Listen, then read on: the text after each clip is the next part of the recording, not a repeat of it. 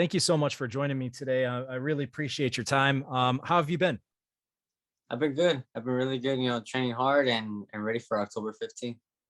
I can imagine. I mean, the last fight you had was last September. You looked very good in that bout. As far as kind of what you've been doing and a little bit more from a year from that point, what have you been up to? What's been keeping you busy? Just hanging out with my family. Obviously, the pandemic happened Mhm. and, California got shut down for a little bit. So, just spending time with my family, doing activities. We, uh, you know, painted our old house and we moved and, just bike rides, hiking and stuff like that.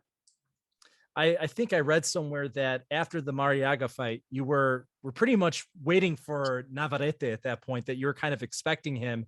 Yeah. Um, did it throw you for a loop kind of when the Chris Diaz fight came in there, and were you kind of like waiting for that moment so you could get your shot and not jeopardize that opportunity?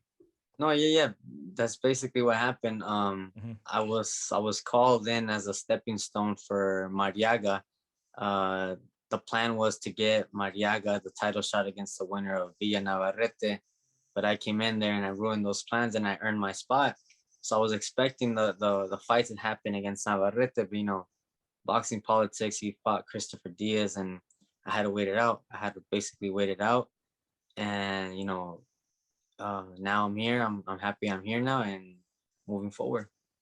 I can imagine how frustrating that must be, thinking that, okay, if I get through this hurdle, then there's that opportunity, and to kind of have these hurdles keep being thrown in front of you because of the boxing business.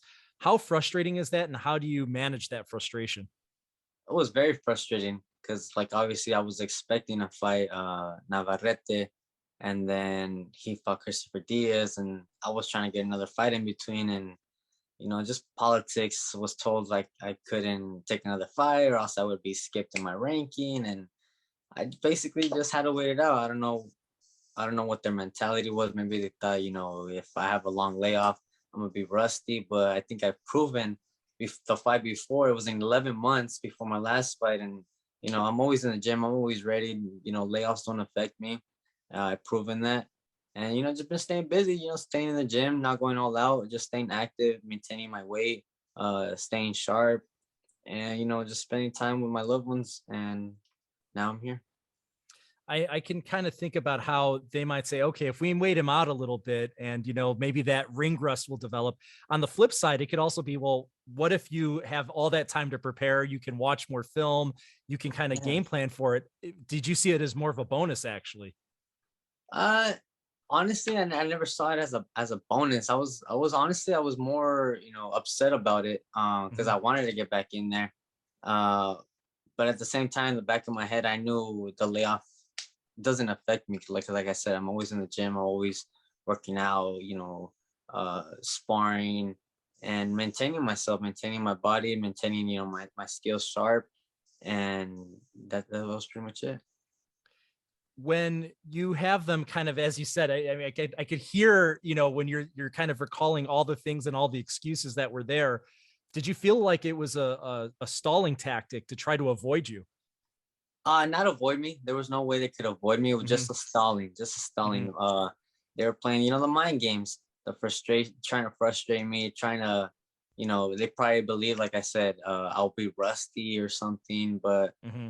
I don't think I am because, like I said, I'm always in the gym. My fight before 2019 when I lost, it was 11 months. Now it's a year and a month, so it doesn't affect me one bit. I'm here to fight the best when the time comes. Looking back at that Mariaga fight, you looked very good. Having viewed it yourself, what did you learn from that fight, and what were the big takeaways that you saw? I just learned that I can compete with the top guys. Mariaga was a top fighter. Obviously had only losses to world champions like Oscar Valdez, Lomachenko, Nicholas Walters. So I showed the boxing people that I can compete with the top fighters, and with the big punches like Mariaga, and that's what I took out of that fight. Every top tier boxer that I've ever talked to has been a perfectionist when it comes to their craft and with boxing. When you lose for the first time and the only time, and you take a look at that film, are you kind of seeing those things like, man, I should have done this differently, or this is something that I could do, if I ever get the chance again? How did you approach it, having viewed that fight with Stevenson? Like you said, just look at the mistakes I did, look at the shots I should have taken, the opportunity, some opportunities were there, and I just missed those opportunities. And pretty much just study film, Mhm. studied, like I said, like the mistakes I should have done things differently, approached the fight a little bit differently, and that's what I learned from that fight. Going from Stevenson, more of a slick boxer, Mariaga, who does a little bit of everything, and now to Navarrete, who's obviously a power puncher. He's going to be there to be hit. You're a pressure fighter. I mean, is this, what do you think about his style? Is it something that's kind of tailor made for you? Do you think this is the kind of style that works best for you? Can't really say, because Mhm.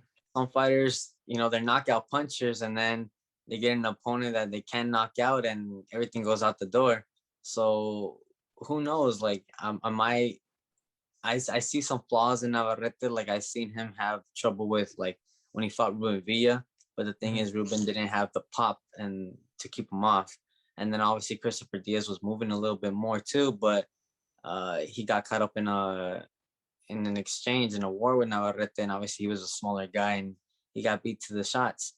And I just feel like I could do, I could box better than those fighters. I'm a natural featherweight, and I think that's what's gonna help me win this fight. And as you said, obviously having the size advantage over some of those past opponents, stylistically, kind of looking at your pressure, is that always been by design? Have you always fought that way? Always kind of felt that that's what I do. I'm gonna be on you from the second the bell rings.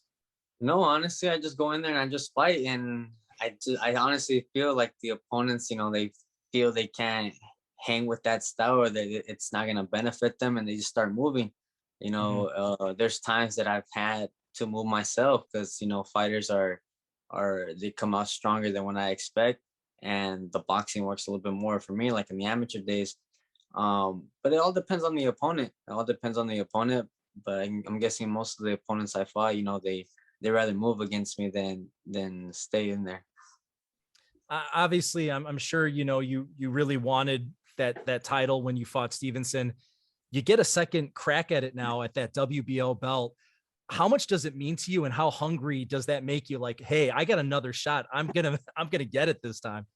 Yeah, it makes me hungry. It's a shot that I earned, um, and I'm just happy that I'm here and get another crack at it. As far as the featherweight division, it seems like it's really open for the taking. There's not one boxer that has multiple titles. What makes you feel that, hey, you know what? Maybe I can clean out this division. What is it that you do that you think sets you apart from some of the other fighters out there? I feel like I can, like you said, I can come forward. I can box. It's just the opponents. I haven't had like the right opponent to show my boxing. But I can do a little bit of everything myself. And beating Navarrete, that people consider, being the top featherweight right now, will make me clear out the division. Mhm. I know a lot of times, probably the last question from me here. I know a lot of times building up to a fight that there's drama that can ensue, and it really depends on kind of fighter by fighter, the personalities that clash. Has there been any communication from your side to his side? Have you heard any communication or anything that he said about you? No, no, the guy is a humble guy, respectful guy, hardworking fighter, disciplined fighter, and it's just mutual respect. We respect each other as fighters, but come fight night, obviously that respect goes out the door, and we're here to fight. Joet, I think this is going to be an excellent fight. I've been watching you for a long time. Best of luck on your title shot October 15th, and I look forward to it. Thank you, appreciate it.